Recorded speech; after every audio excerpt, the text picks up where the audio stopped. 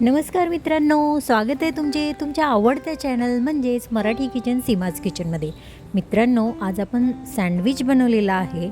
पण हे सँडविच ना तुम्हाला असं टेस्ट देईल जेणेकरून वरून मिरचीचा झटका लागेल आणि आतून एकदम क्रीमी टेक्स्चर. दिसायला तर सुंदर आहेच, शिवाय बनवायलासुद्धा अगदी सोपं आहे. आणि टेस्ट म्हणाल तर बापरे, लाजवाब. आणि वरून इतकं क्रिस्पी झालेलं आहे ना. आणि खासियत काय माहिती आहे का या सँडविचची? हे आपण साध्या सिंपल तव्यामध्ये बनवलेलं आहे. याला मशीनची अजिबातच गरज नाही आहे. चला तर मग सुरुवात करूया आपल्या रेसिपीला. सुरुवात आपण चटणीपासून करतो आहे सँडविचची. त्यासाठी मी मिक्सरच्या भांड्यामध्ये मुठभर कोथिंबीर घालून घेतली, मुठभर पुदिना घालून घेतला. त्याचबरोबर याच्यामध्ये आपण घातलेला आहे 4 ते 5 बर्फाचे तुकडे घातले. बर्फाचे तुकडे एवढ्यासाठी घातले की चटणीचा कलर आहे तसाच ग्रीन राहावा. तसेच 3-4 हिरव्या मिरच्या घेतलेत, 3-4 लसणाच्या पाकळ्या घेतलेत आणि एक साईडची ब्रेड स्लाईसची एक स्लाईस घेतली, ती अगदी तुकडे करून घातली. चवीनुसार मीठ घालून घेतले. तसेच आपण अर्धी लिंबू अर्धा पिळून घ्यायचा आहे याच्यामध्ये. आणि मिरची जरा जास्तच घातलेली आहे कारण मिरचीचा चटका जाणवला पाहिजे. आता हे पहा, अशा पद्धतीने बारीक झाले. याच्यामध्ये थोडंसं आपण पाणी घालून अगदी चांगलं वाटून घ्यायचं आहे. याच्यामध्ये मी 1 टेबलस्पून तेलसुद्धा घातलेलं आहे. तेल घातल्याने काय होतं, जी आपली चटणी आहे ती एकजीव अशी होते. आपली चटणी तयार झाली. आता आपण मिश्रण तयार करून घेऊया. त्यासाठी मी किसलेलं गाजर घेतलेलं आहे, उकडलेले मक्याचे दाणे घेतलेत, सिमला मिरची घेतलेली आहे बारीक चिरलेली, त्याचबरोबर कांदा बारीक चिरलेला घेतलेला आहे. मी प्रत्येकी सेम प्रमाणात 1 वाटीभर घेतलेला आहे. अंदाजानुसार तुम्हाला जितके सँडविच बनवायचे आहेत त्या अंदाजानुसार सर्व साहित्य घ्यायचं आहे.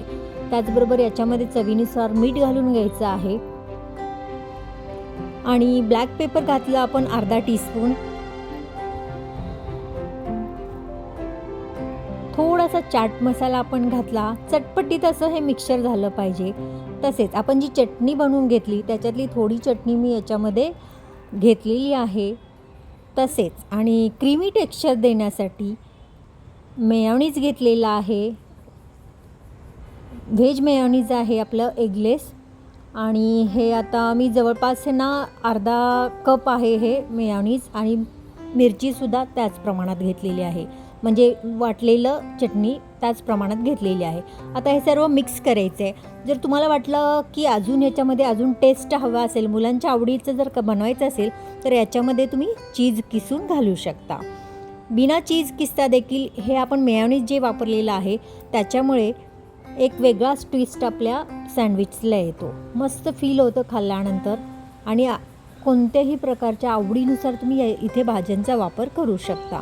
मी इथे सांगितलेलेच आहेत आणि प्रमाणसुद्धा मी म्हणजे जवळपास या साहित्यामध्ये 7 ते 8 सँडविच तयार होतात. त्याचबरोबर इथे मी होल व्हीट ब्रेड घेतलेला आहे, त्याच्या स्लाईस आहेत, बटर घेतलेला आहे आणि चटणी देखील ग्रीन घेतलेली आहे. तुम्ही म्हणाल आता त्या जे आपण साहित्य व्हेजिटेबलचं बनवलं त्याच्यामध्ये सुद्धा चटणी घातलेली आहे. तर तीच तर आपल्या सँडविचची खासियत असणार आहे, कारण आपण 2 प्रकारे चटणीचा वापर करणार आहे. आता काय करायचं आहे, दोन्ही साईडनी मी इथे बटर लावून घेते. बटर एवढ्यासाठी छान पद्धतीने लावून घ्यायचं कारण तुमचं सँडविच अगदी क्रिस्पी बनतं. पहा, आता आपण एक साईडला ना ही जी ग्रीन चटणी आहे ती ग्रीन चटणी लावून घ्यायची. आणि ही ग्रीन चटणीच आपल्या या सँडविचला एक चटके, म्हणजे ज्या पद्धतीने मिरचीचा झटका असतो ना, त्या मिरचीच्या झटक्याचा अगदी पुरेपूर स्वाद उतरतो आपल्या सँडविचमध्ये. दोन्ही ब्रेडला आपण अशाच पद्धतीने चटणी आणि बटर लावून घेऊया. त्यानंतर मी सांगेनच, मी इथे ग्रिल पॅनचा वापर केलेला आहे. जर तुमच्याकडे ग्रिल पॅन नसेल तर साध्या तव्यामध्ये सुद्धा हे सँडविच अतिशय चांगल्या पद्धतीने तयार होते. बऱ्याच लोकांना वाटतं की सँडविच म्हणजे आपल्याकडे मशीनच असावं, तर असं अजिबात नाही आहे. साधं तव्यामध्ये सुद्धा खूप चांगल्या पद्धतीने सँडविच बनवता येतं. पहा, आता आपण दोन्ही साईडनी हे ब्रेडला चटणी लावून घेतलेली आहे. म्हणजे एका साईडला आपण चटणी लावून घेतली, एका साईडला आपलं बटर लावलेलं आहेच आहे. त्यामध्ये आपण जे व्हेजिटेबलचं मिक्सचर बनवून घेतलं होतं ते संपूर्णपणे अगदी व्यवस्थित पसरवून घ्यायचं आहे. त्यानंतर जो आपला दुसरा स्लाईस आहे तो याच्यामध्ये वरती ठेवून द्यायचा आहे. थोडंसं उलटण्याच्या साहाय्याने त्याला प्रेस करायचं आहे, जेणेकरून आपलं जे साहित्य आहे ते व्यवस्थित आपल्या सँडविचला चिटकवून राहील. पहा, आपला हा तवा आता गरम झालेला आहे. याच्यामध्ये हे बनवलेलं आपण सँडविच ठेवूया. गॅसची आच मध्यम ठेवायची आहे आणि मध्यम आचेवर अगदी दोन्ही बाजूनी क्रिस्पी होईपर्यंत भाजून घ्यायचं आहे. फक्त लक्ष ठेवायचं आहे सँडविच जळलं नाही पाहिजे, दोन्ही साईडनी व्यवस्थित भाजलं केलं पाहिजे. उलटण्याच्या साहाय्याने अगदी व्यवस्थित उलटसुलट करायचं आहे.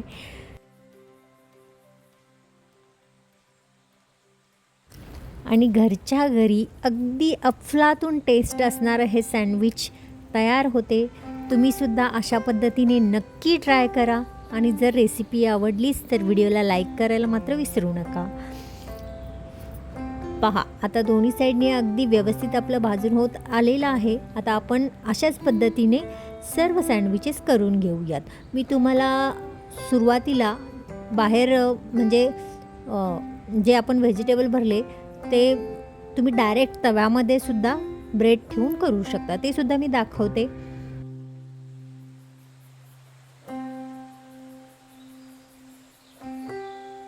त्याचबरोबर मित्रांनो, याच्या आधी देखील मी सँडविचच्या रेसिपी शेअर केलेल्या आहेत. वेगवेगळ्या प्रकारचे ब्रेकफास्ट रेसिपीज मी शेअर केलेल्या आहेत, त्यासुद्धा तुम्ही नक्की ट्राय करा.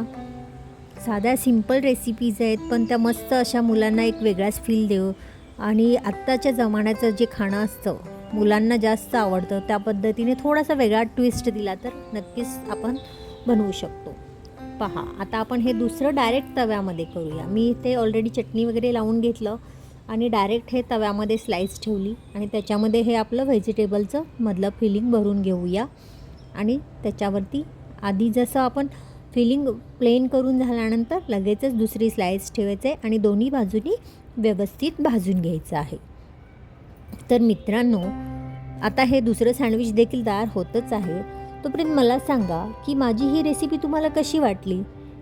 जर रेसिपी तुम्हाला आवडली असेल तर व्हिडिओला नक्की लाईक करा आणि अजून कशा पद्धतीच्या सँडविच तुम्ही पाहायला तुम्हाला आवडेल ते सुद्धा मला कमेंटमध्ये नक्कीच सांगा. तसेच माझी ही रेसिपी जर आवडली असेल तर जास्तीत जास्त शेअरसुद्धा नक्की करा आणि चॅनलवर जर नवीन असाल तर सबस्क्राईब करायला मात्र विसरू नका, कारण मी अशाच नवनवीन वेगवेगळ्या प्रकारच्या रेसिपीज घेऊन येत असते. आणि बाजूला जे बेल आयकॉन आहे ना ते सुद्धा तुम्ही प्रेस करायला विसरू नका. त्याने काय होईल, माझ्या रेसिपीची लिंक तुम्हाला पटकन मिळेल आणि तुम्ही त्या रेसिपी पटकन पाहाल. तर मित्रांनो, माझे हे मस्त गरमागरम सँडविच तयार झालेले आहेत. मी तर याची टेस्ट घेते, तर तुम्हीसुद्धा नक्की लाईक करा आणि आपण पुन्हा भेटूया अशाच एखाद्या मस्त चटपटीत अशा रेसिपीसोबत. तोपर्यंत स्वस्त खा, मस्त राहा, नेहमीच आनंदी राहा. तुम्ही माझी रेसिपी वेळात वेळ काढून पाहिल्याबद्दल तुमचे मनापासून आभार. धन्यवाद.